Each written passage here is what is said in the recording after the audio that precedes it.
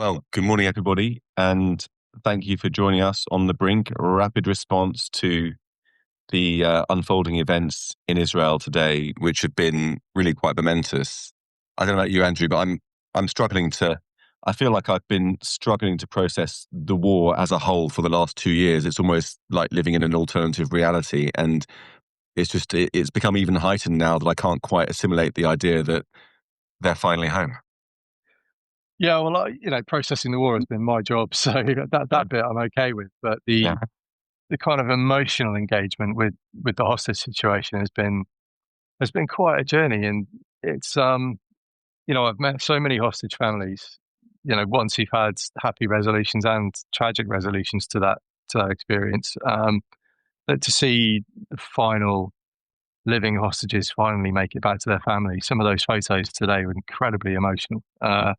Yeah, in many ways, I didn't realize quite how invested I was. Not Jewish, not Israeli, but you know, knowing what they went through, knowing the suffering, knowing the brutality they experienced for 2 years, and kind of seeing them finally break free of that is, yeah, it's quite a special moment. And I think, I'm looking at the responses on social media this morning. I know we're not the only ones who've been on that roller coaster. But the thing is, it's been your fight too, hasn't it? Very much so, much more than many Jews and Israelis in some ways. And I think that there's a sense that when the hostages, when there was that headline that broke, everyone got a news alert saying the first 7 hostages are free. It felt to me like, to put it in Star Wars terms, it felt like a movement in the Force, that suddenly you could feel all the emotion in Israel almost pouring out into the world. And it hit first with the people who are on the right side, people like you, not just Jews, obviously Jews and Israelis, but anybody who's just felt the humanity and the inhumanity of the past 2 years and who's kept on the right side of this and has refused to succumb to the propaganda and all that stuff. Just suddenly it just began to course through you. Do you know what I mean? Yeah, and it's not a Jewish thing or a Christian thing or an atheist thing. It's a human thing. I think is how we can best describe it. And the for me, the pro-Palestinian side has been defined by this spiteful wickedness, which minimises the suffering of anyone involved in 7th of October in any capacity.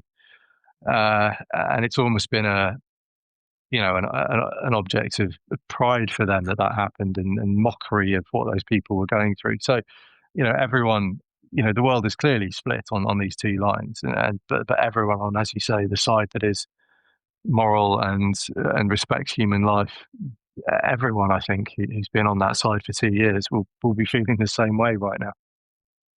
Well, before we start giving the Palestinian side a kicking, as it were, let's let's uh, let's just remind ourselves of the names of the hostages. It feels like an important time because they are keeping their names and individuality alive for Yeah, the it's about last them today. It's about them today. Yeah, let's do it. and not just a number, but the actual people. That's been the important thing for the campaigners throughout the last 2 years and today. So the seven the seven who have been released, who were held in Gaza for 738 days, their names are Matan Angrest, Gali and Ziv Berman, Alon Ohel, Eitan Moore, Omri Miran, and Guy Gilboa Dalal.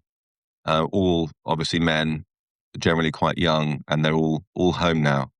And then there was another group of 13 who've also been released, but are yet to be reunited with their families. I suppose we can only assume they're undergoing further health checks. Maybe their condition. Yeah, they were the second tranche that came out just maybe an hour or two ago. Yeah.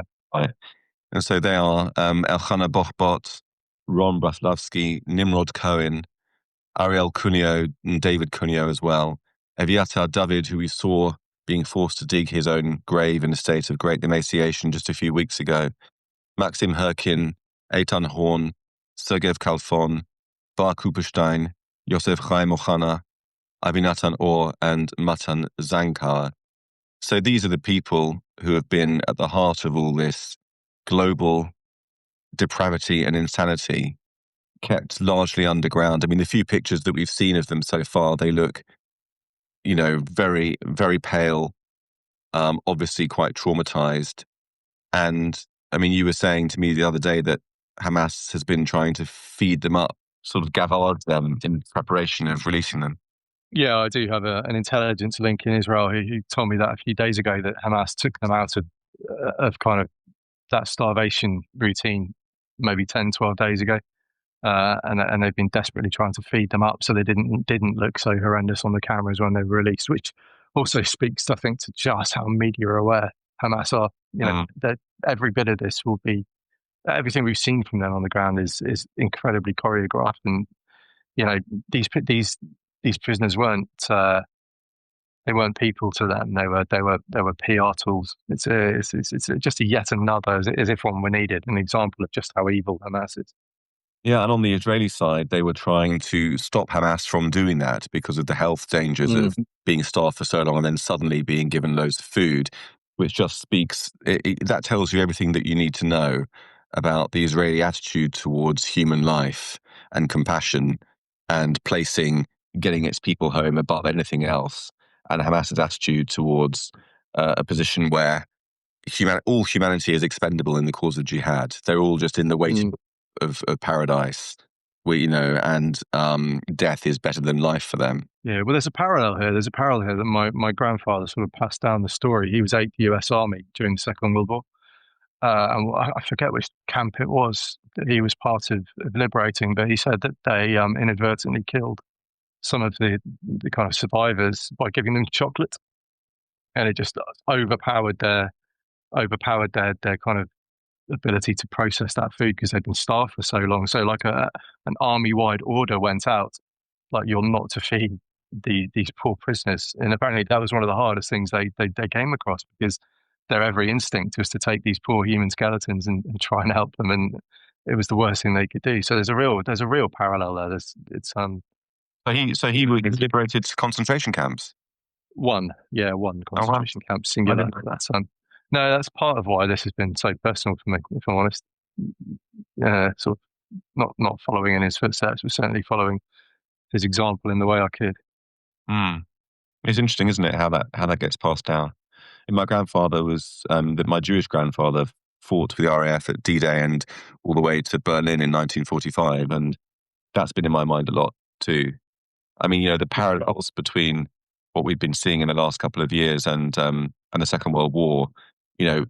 Often people on our side of the argument have been trying to draw those comparisons in some ways. I mean, obviously it's not comparable in many ways, but in some ways it is, in terms of having a country fighting for its life against a depraved enemy and having to do whatever necessary to win. That's been similar in terms of Israel's attitudes, and I think that people have often brought it into the picture because Britain and the West have lost touch with what that means. What's the intent to destroy all Jews as well? Let's not mince our words. Hamas would have killed absolutely every single last person in Israel if they'd had the chance. The papers released just this week showed that the mission was to slaughter and slaughter and slaughter until they couldn't slaughter anymore. I mean, it doesn't get more genocidal than that. Yeah, that was Gus Inwar's memo, wasn't it? That was revealed. Yeah, it was.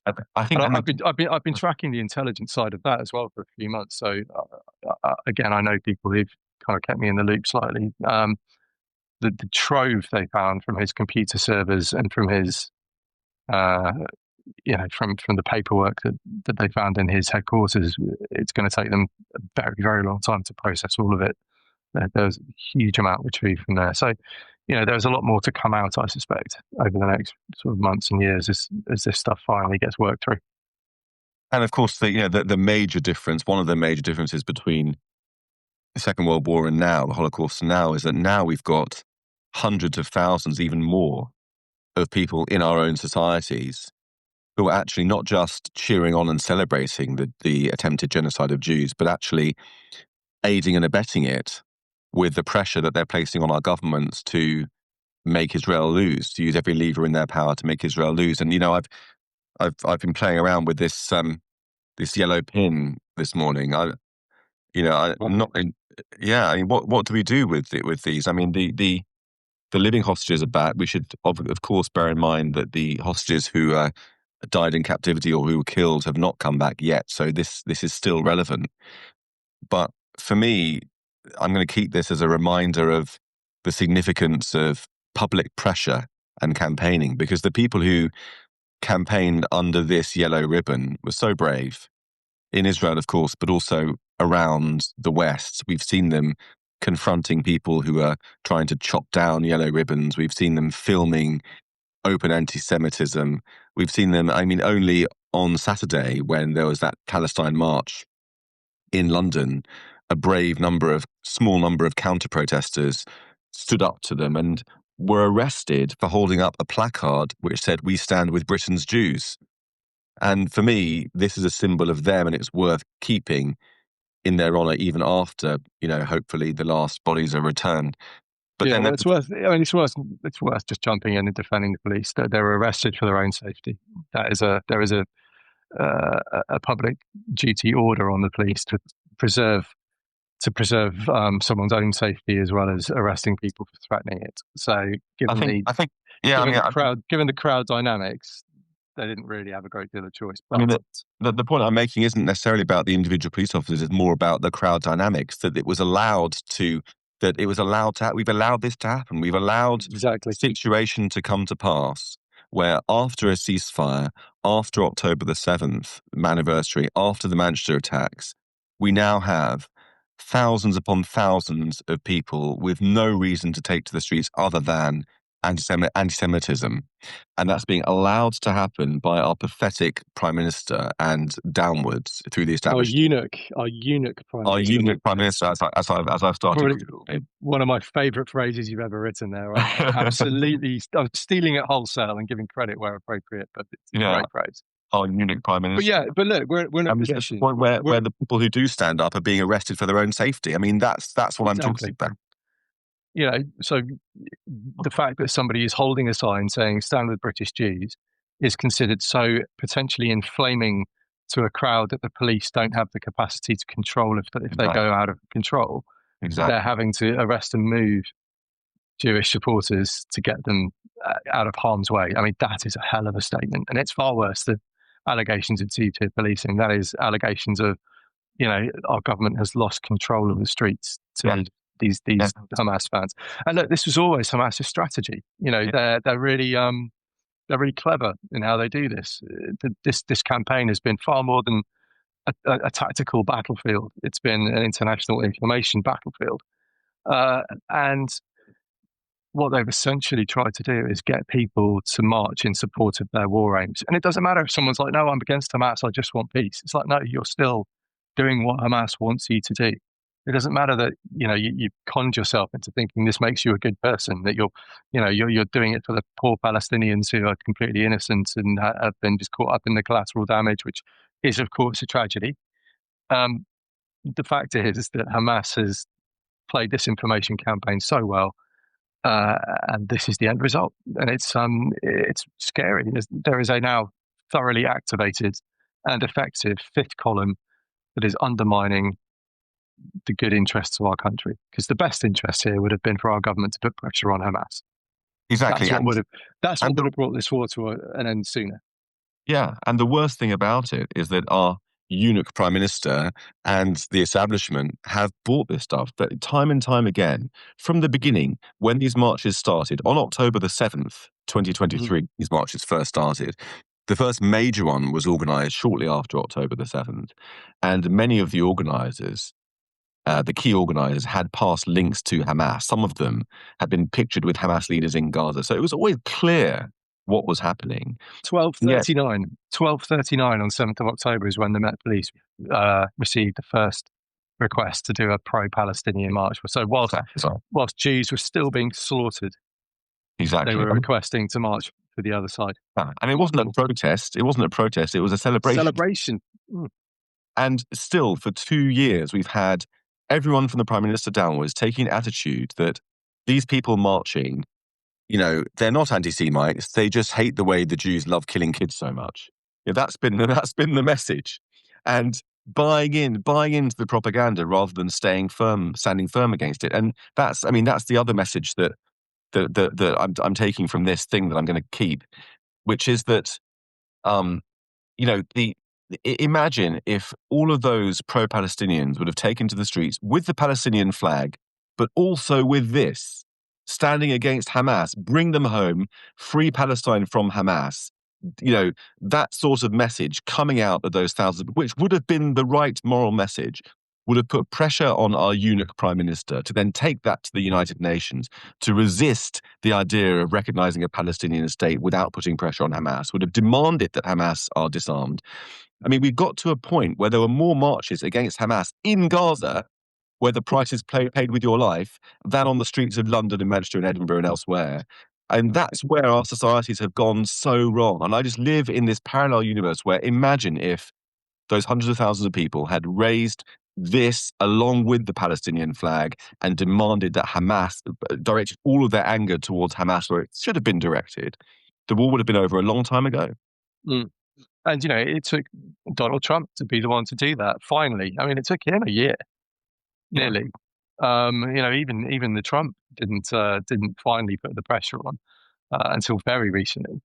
But it's what's been needed all the way along. And the thing is, I don't understand where the policy disconnect is. Are they, are our politicians so terrified of that electoral base who lean towards Hamas? That radicalized Muslim voter base, that they couldn't see this? I mean, are they that terrible at their jobs that even the Conservatives were kind of pro-Israel, but they didn't really go hard on it?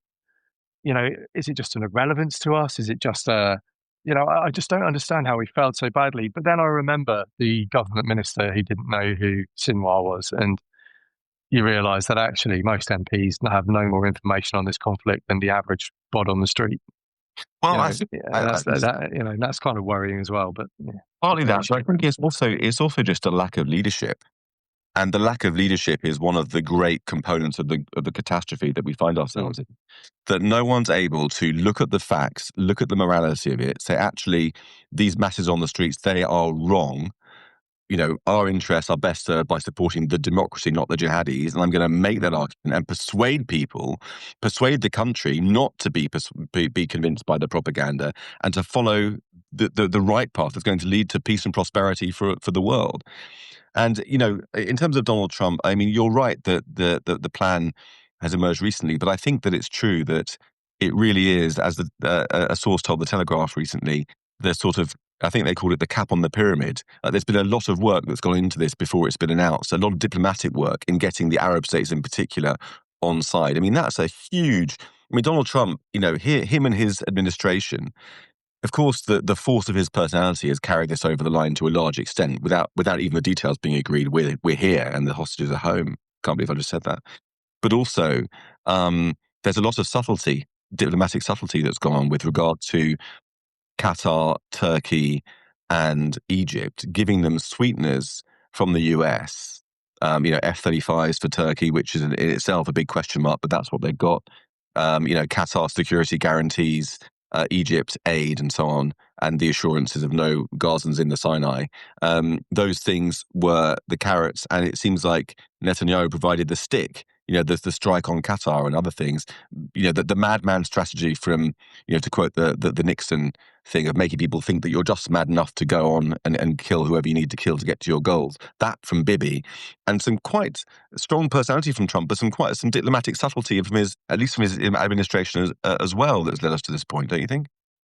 Yeah, I do worry about the sweeteners, though. I think that's potentially a long-term serious strategic risk that we may look back on and wonder if it was worth the price that we paid, because Qatar are so empowered off the back of this. They're one of the real winners out of this. They've played an incredible game. They've been firefighter and arsonist. They've managed to persuade the world that they're somehow a benign mediator who was shamefully wronged by the Netanyahu strike on Doha. And they've now got a defense pact for the United States of the kind of NATO mutual defense piece. And their influence globally is now kind of cemented. So that's bad. And we look at Turkey, and then Turkey. We look at what they're doing in northern Syria, and when both Hezbollah and Assad fell, my sort of analytical concern was that the Shia presence of Iran would be replaced by the Muslim Brotherhood crescent of Qatar and Turkey.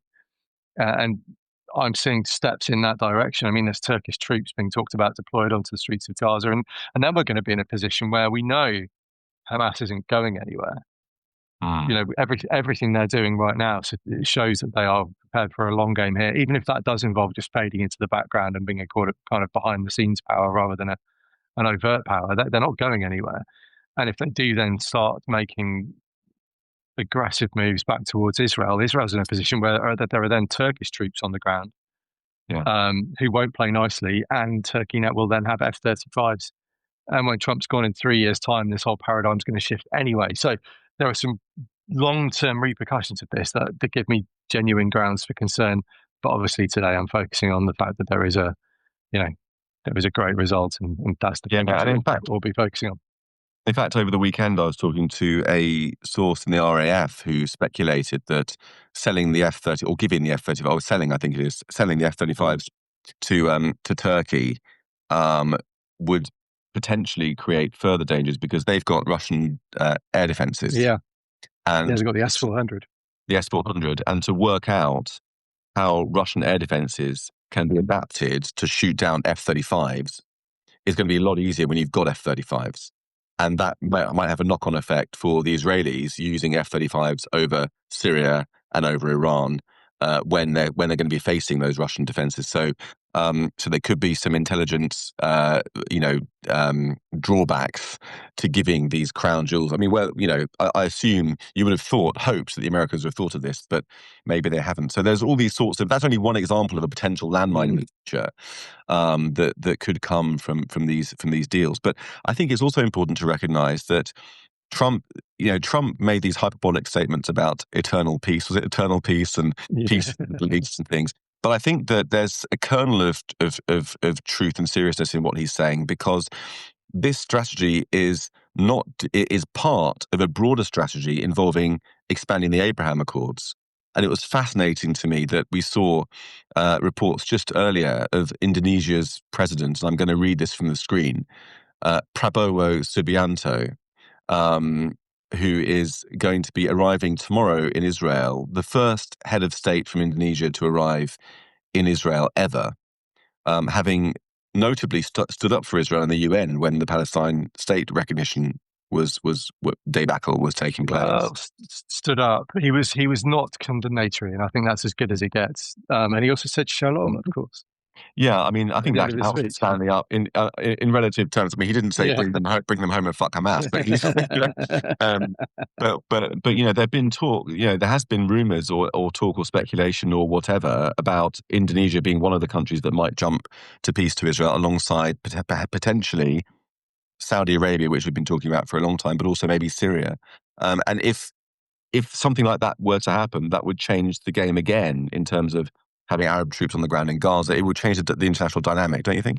Yes and no. Yes and no. I mean, Syria is a jihadi basket case who are doing what Trump says for a lot of money in return. So again, it's another bribe rather than a genuine engagement and desire to have peace with Israel. So I'm skeptical about the Syria piece. And just this week, the Saudis have said that no Palestinian state, no Abraham Accords. They were very clear on that. And that's another flaw in the plan at the moment, is that it hasn't addressed the West Bank at all. Well, I agree with you on that, because there is in the plan there is talk of a pathway to a Palestinian state, which is the language that the Israelis have signed up to before, and having them reiterate it now when you've got the likes of Smotrich and Ben-Gvir in the cabinet is not insignificant. And the Saudis, but Israel can't agree to this in practice, even if they do agree in principle, because of the strategic depth that the West Bank and that high ground gives you. And until you get around the fact that Palestinians all hate Israel, and any Palestinian state on Israeli borders would be a terrorist state that wanted to destroy them. I just don't see how that can actually go forward. And I agree. how do you change those minds? This is the intractable problem we've come across for decades. I think there's a lot of noise here, but not a huge amount of practical pathways forward from my typically pessimistic perspective. No, I totally agree with you. It's not pessimistic; it's realistic, and it's what Yoav Gallant was saying in our interview with him Mm. on Brink just this week. But I guess what I'm talking about is not so much in terms of the reality of whether a Palestinian state will happen. That's not going to happen for generations, if at all.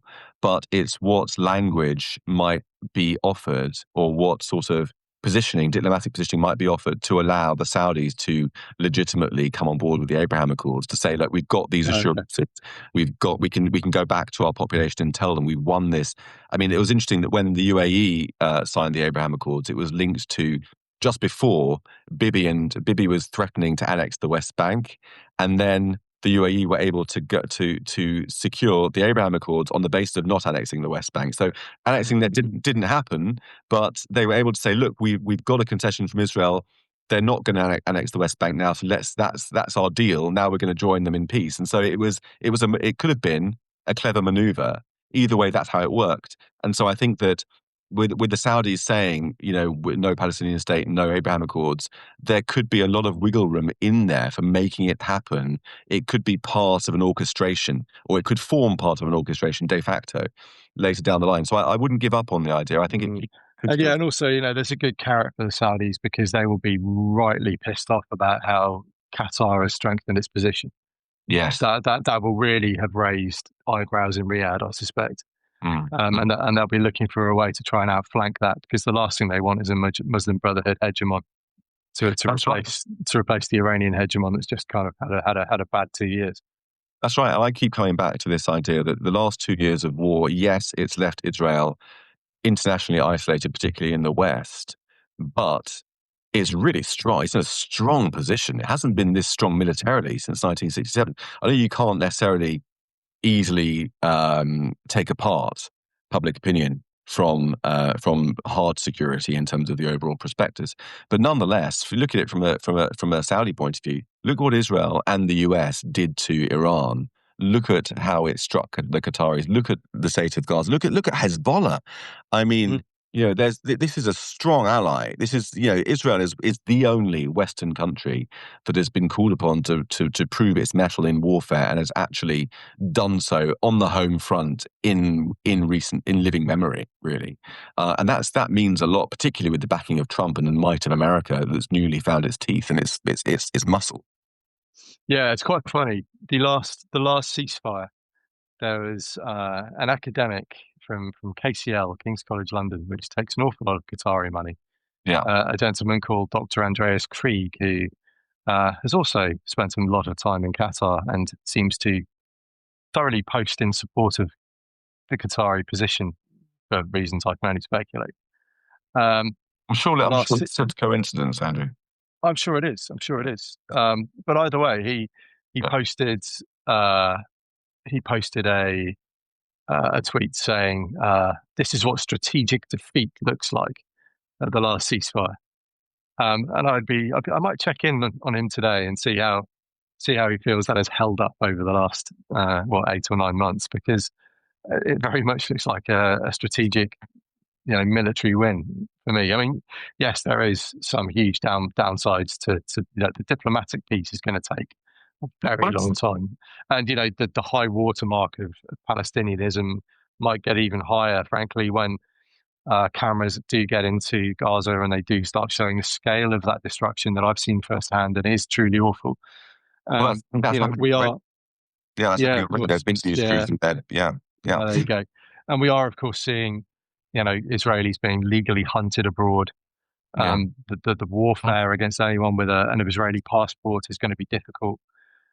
So there's still international legal cases that need resolution. I've no doubt that the ICJ will come back with no genocide, but it's going to drag on for years. So there's going to be a lot of diplomatic isolation for Israel, certainly outside the Middle East. Well, let's talk But it's about going to that, be because I tricky. But yeah, I mean, I hear what you're saying. I agree with your analysis, but as ever, my prospectus is a little bit sunnier than yours. I mean, I wonder because Trump is he's got the Arab world behind him against Hamas, which is an extraordinary achievement. I mean, let's take a step back. I mean, all the caveats in place, all the all the characteristics, concerns, and blah blah blah. But the fact that it happened That's a big deal. That's a really big achievement. And I Yeah, think look, that, but from the White House perspective, that's Mhm. because there's two things that changed Qatar and Turkey's mind. The first is that the hostages had become a strategic liability rather than a strategic asset. Yeah, And then secondly, they were given these rather wonderful emoluments and inducements to kind of turn on Hamas, who frankly, after the strike in Doha, had also become a strategic pain. But Trump's only here for 3 more years. The well, reconstruction in Gaza is going to take a long time. And yeah, unfortunately, what we're going to see is Turkish military power in the Gaza Strip, I suspect. And we're going to see an insane amount of Qatari money flowing in there. And there's nothing to stop them because they're not anti-Hamas now. They haven't turned on Hamas. They don't, they're still fellow Muslim Brotherhood, fellow travelers. yeah. Hamas have got a plan for keeping power, and I suspect Turkey and Qatar will end up just facilitating that. So again, they're doing the Muslim Brotherhood thing. They're playing that very long game of decades, if not half centuries, if not centuries. So Yeah, I but think this I is agree, like, but I mean, I feel like when we start to analyze the nature of the Arab alliance or Muslim alliance against Hamas that we've seen as part of this deal, there's rabbit warren after rabbit warren. For example, I mean, within mm, Turkey, you've got some very pro-Israel factions as well, even though the place has been increasingly Islamist under Erdogan over the last few years. Yeah, the intelligence chief is quite favourable to Israel, who's very influential, was involved with this deal. There's still a kind of rump of old Ataturk thinking, and but either way, aside from the Middle East, in the West, the problem that we've got. Sorry, my screen is going weird. Hang on a sec. The problem that we've got here is really our problem, isn't it? It's not really to do with Israel. The people taking to the streets, the core of the protests were the same people who have been trying the climate change rallying cry. Didn't really work. It was just as Neil Ferguson says in a forthcoming episode of The Brink, it just turned out to be a load of people chucking soup over paintings, and it wasn't really that wasn't the thing that stuck. They tried the trans cause, and that was okay, but it was a bit fringe. But the Palestine one, supported by the mainstream media, supported by the global Intifada message, became the thing that worked. But it was really just a way to rise up against capitalism, against the West, against the establishment.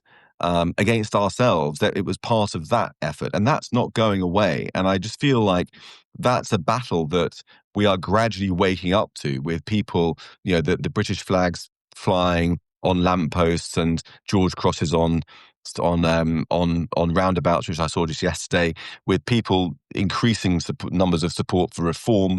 People are angry with this. We're heading for a showdown with these people, and I don't know how it's going to play out. But Israel's going to be in the thick of this because it's not the real place; it's a symbol and a cipher for the yeah, culture war here. yeah, it is, and it's so frustrating that we've got so long left of this eunuch as prime minister. Yeah, It's yes, it's gonna be so hard to make any changes whilst yeah, whilst that's in play. And of course, if he falls, the Labour Party are only going to replace him with somebody worse. yeah. That's Well, the really scary. That's the let's hope. really scary thing. Yeah, ironically, let's hope he stays, because if he were Mm. to fall before the end of his term, my God, who would it be? I Well, you mean, never know. We might yet end up in an IMF bailout in the general election. So yeah, yeah. Well, there's always that to yeah, look forward every cloud, every cloud. But yeah, I mean, people were asking me at a recent event I did for my book, about Farage and about the Tories and who do I support, who will I vote for, and you and I, neither of us are politically aligned, but to. I just found myself saying, at this point, I'm not. We've reached such a desperate position where I don't actually care about the shade of blue as long as it's not bloody red. That's the main thing. I will vote almost, to keep them out. The red or green or yellow, no, but either shade of blue would be better than what we've got. And yeah, I think that we come back to my general optimism about in the longer term about Israel. That Israel's got all the factors of economic boom, of strong defense, of strong cultural bonds, and all the rest of it that we haven't got here. And I think that the anger against the pro-Palestinian mob, the elites, the kind of kowtowing eunuch appeasement that we've seen, it might cause an uprising that will align us naturally with Israel, perhaps in the coming decade or two. I don't know. Yeah, and Israel's it knows what it knows what it is. It knows what it stands for. It's got a story, and I've Mm. returned to this point on a couple of occasions. But at the moment, we're scared to tell our own story, and if you don't tell your own story, somebody else will tell it for you, and you won't like it. Yeah, You won't like how that story ends, and it's kind of we just need to recover this kind of idea of what we are. yeah, You know what our values are, what we represent, who do we want to be in the world. yeah, And we're so divided on that. There's so many different opinions and so many different voices on that it's hard to make a coherent choir when you've got everyone singing at a different key. So we need to find the leadership, as you say, to get us singing together. Even you don't have to you don't have to kind of be a clone of the next person to you, but there needs to be a sort of similar direction of travel. yeah. And there's a horribly mixed metaphor waiting to happen, so I'll probably stop there. But I No, think oh, that was okay. I thought. I was pretty impressed by that. That's definitely a social media clip right there. Um, yeah, and also and just to extend it even further, you've got people singing in different languages who can't speak the language you're singing in, which is also a problem with migration and so on. But look, we've strayed way off the hostage Yeah. day point, which is really the main point today. I mean, in your from your experience and knowledge, what do you think the hostages will be experiencing as they go home to Israel? What's the support they will be given? I know Israel's learned lots of lessons about how to care for released hostages over the last 2 years with the various releases. What do you think they can expect and their families can expect over the next period? Well, the psychological piece will be almost as painful as the physical piece, quite frankly. That to sustain that level of torture for 2 years is going to have left some incredibly deep scars. Um, and really that psychological support is going to be so vital over the next few weeks. And then of course you've got 2 years of, look at Omri Miran, his two little girls, how quickly kids growing at that age, it's going to be an unrecognizable thing. And I know the show has done an incredible job of keeping daddy in their lives with photos. And that was the one photo today that actually got a tear out of me, seeing those two reunited, because I've met the show. She's incredible. The, the, that kind of jarring change is going to be tough. And then, of course, there's the physical recovery, which is going to take such a long time. But in terms of Israeli society, I don't think they're going to be lacking in support.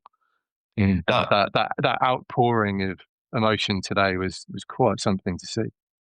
and we've had a couple of conversations offline in the past, over the past couple of years, about PTSD, and the for someone like me, there's a general perception of a cliche about PTSD that you hear a loud noise and loud noise, you jump under the table. That's kind of all we associate with it. But actually, it's quite much more complicated and subtle than that. I mean, do you think that could you give us some sense of what you think sort of unexpected ways in which the reality might be affecting those Israeli hostages as they come home?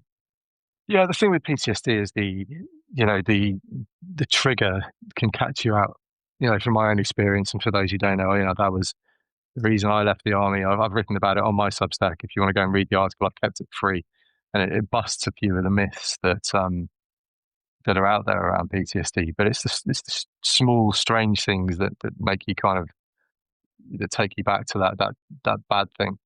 Uh, and I'm trying to think of a good example from my life, because actually I have gone under a table nearly. It was at a Christmas party at a restaurant, and the table over from us let off a load of party poppers without expecting, and I had an alert from my Apple Watch telling me my pulse had gone crazy. And I had to go outside and just sort of walk around and do some deep breathing to chill out. So it is little things like that that catch you out, and it'll be something surprising, like the smell of cannabis. Um, is believe it or not, is quite triggering for me, because we had a base at one point in Afghanistan next to a field of cannabis, because they grow it there. It's a huge narco state. Um, I've got a good funny photo of me posing in the middle of it, but the smell of it sort of really takes me back to what we were doing on that tour, which was quite a violent and unpleasant one. So, things like smells, sights, noises just can unexpectedly take you back to that place. Um, and yeah, it's going to be a long pathway to learning how to cope with that, because it doesn't leave you. There's a strong chance they will be changed by what they've been through. as I was. Um, I suppose but they. I mean, they you know, definitely. They yeah. I mean, they definitely will it's be how you changed. cope with it. Yeah. Yeah, Yeah. and Yeah. it's how you learn to cope with those changes, and going forward is the thing. But there's some great, there's some great um, people out in Israel who are Well, that I mean leading that on was the treatment here, and it's incredible. that was the other thing I was going to ask you because in Britain we often hear so and so is given support. You only need to, you know, I don't know, like get the flu in university, and suddenly you've got like some emotional support team offering. But there's always a sense in my mind. I don't know about you, but I always feel that it's a bit lame and a bit sort of procedural. That it's almost like you can tick the box and say that we've offered them the right support, but didn't really have any meaning to it. Whereas I can't imagine that's the case in Israel with their entirely different character and culture towards resilience and emotions and so on. But Mm. but Well, no, they what weren't do good you? at the start of the war. They weren't good. I've got a Mm. friend who's an LA psychologist, Dr. Orly Peter, and Oh she yes, yeah, I know, runs. yeah. Mm. And you can go to her website, which is the IsraelHealingInitiative.org, to see the incredible work that she's done. She's actually coming to the UK in November, and we're doing a little speaking tour together. So Right. you'll hear more about that in due course. But she was kind of furious when she first came over because they were basically just throwing them drugs and letting them crack on, which is clearly that's basically putting a sticking plaster on a hemorrhage. Mm. There are some incredible new techniques that can help calm people down, but sometimes it works, sometimes it doesn't, and no two people will be treated the same way. So it's not as if you've got cancer where you can just go, right, we'll try and cut the tumor out, and then you have chemotherapy, and it's the same sort of pathway for everyone. Like different things will work on different people's brains in different ways, and so you have to, with each patient, you have to tailor the treatment, and sometimes that can be very hard, if not impossible, to get right. And just this week we saw the tragic suicide of one of the Nova survivors. And I'm certain he would have received help, but they just clearly couldn't find the right treatment pathway for him. It's desperately, desperately sad. Um, but yeah, it's going to be different for each person. And then, do you know what? Some of them might not even be bothered in due course. Genuinely, PTSD, just from having experienced trauma, doesn't automatically mean you get PTSD. There's all kinds of other factors that go into it, and some of them might be absolutely fine. So we can't make wild assumptions about that. But undeniably, some of them will need help, and fortunately, there are pathways to get that. Yeah, I mean, there was a story just a couple of weeks ago, I think, or even more recently than that, of one former hostage, and I'm sorry I forget his name, but he went back to serve in Gaza. Mm. Yeah, incredible. I mean, yeah, it just goes to show, some people are just just have that ability to deal with. Well, let's conclude just by chatting briefly about the deal because it broke last week. We didn't have a chance to do a rapid response episode for it because you were overseas and so on and so forth. And what are your thoughts? So this is phase one that seems to be concluded now, Yeah. pretty much. But then there are future phases. What are your thoughts about those and what's going to happen? Well, now the hard part comes, and I sort of talked about it a little bit earlier, but like, Hamas has got two goals here. First of all, to keep their weapons, and secondly, to retain influence and power within the Gaza Strip. Um, Keeping their weapons, they're insistent that they have to disarm. The big question, I think, is how. Like, it's not Northern Ireland. I've seen people going, "Oh, it's okay just for the IRA to handle all their weapons." It's like, no, this is a totally different beast, and the IRA, for all their evils, were not psychopathic jihadis who are a different breed altogether. And obviously, the Gaza Strip is awash with weapons. So it'll be relatively easy, I suspect, for them to keep arms caches. And we're seeing already they're flexing their muscles in the areas the IDF has withdrawn from. We saw a shootout at Gaza port a few days ago. We saw another shootout yesterday where Mr. Fafo met his end in Yeah. the deepest of ironies. And it's being blamed on Israel. That's the most of all the things. God, you just like this whole experience of the last 2 years has been one of, on the one hand, just it's like trapdoors. Just when you think there isn't any lower that you could go, there's another trapdoor, and you find yourself even lower.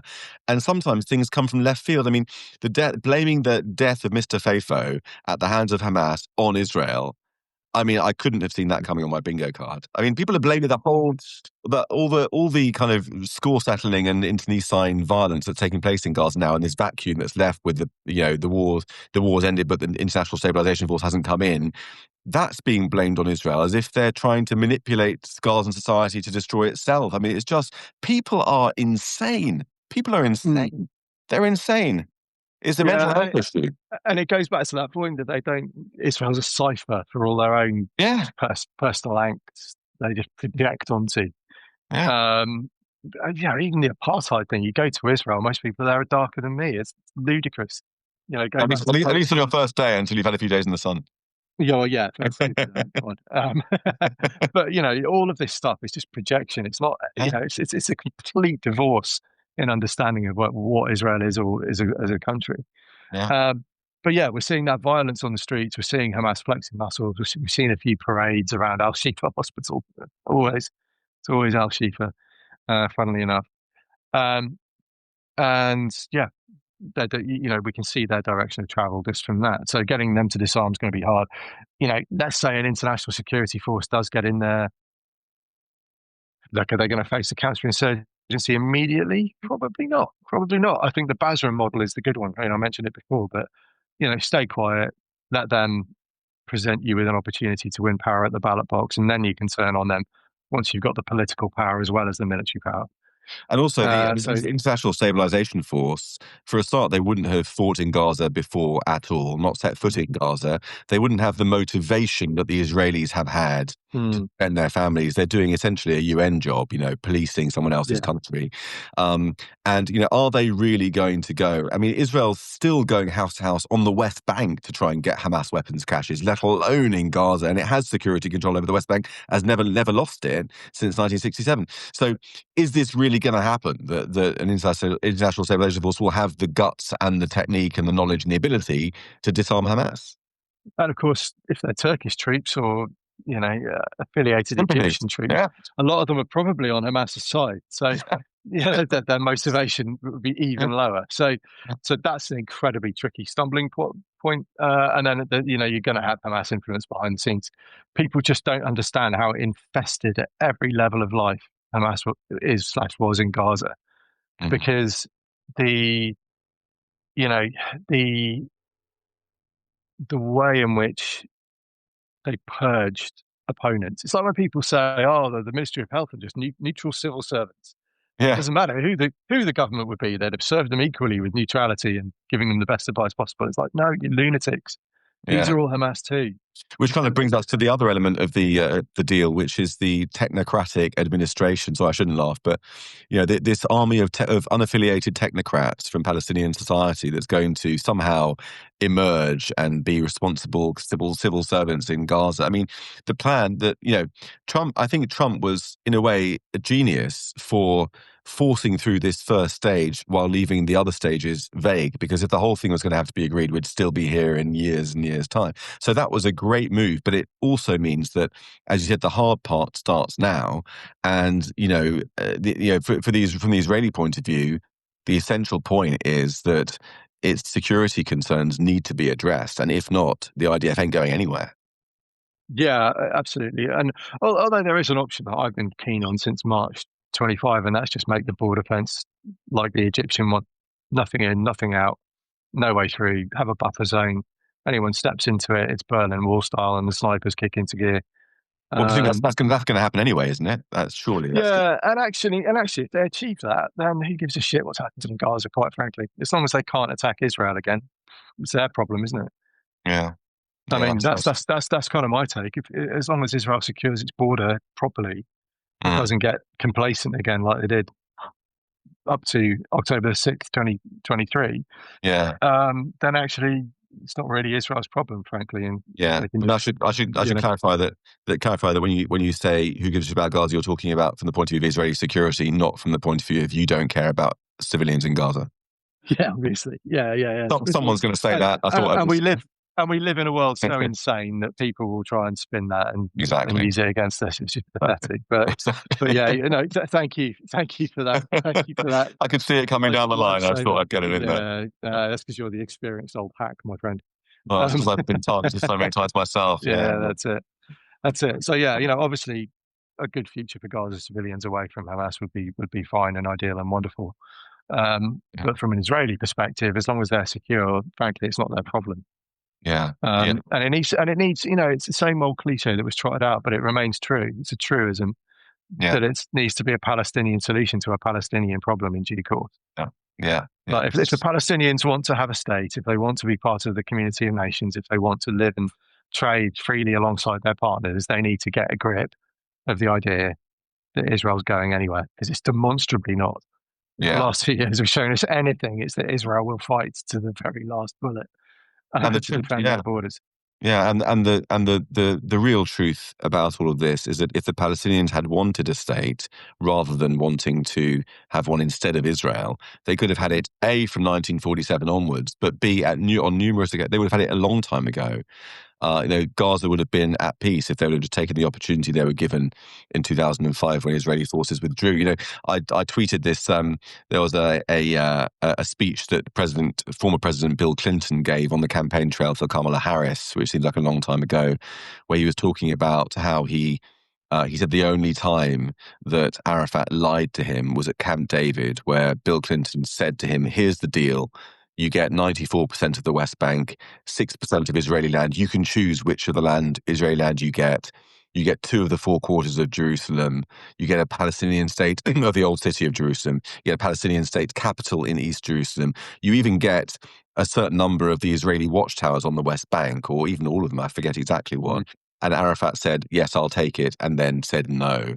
And Clinton got emotional talking about this. I'll repost this on my Twitter. I did put it at the time, but I'll repost it so people can see it. It's quite something to see. And, that's been, as Abba Eban said, the Palestinians never miss an opportunity to miss an opportunity. And they've got to stop doing that. They've got another opportunity now, actually, to rehabilitate themselves. And are they going to take it? I'm not holding my breath. Yeah, but I think your internet connection's a bit slow at the moment. But if we can just finish maybe by talking about Yeah, sorry, go on. exactly. And Yeah, yeah. we've got a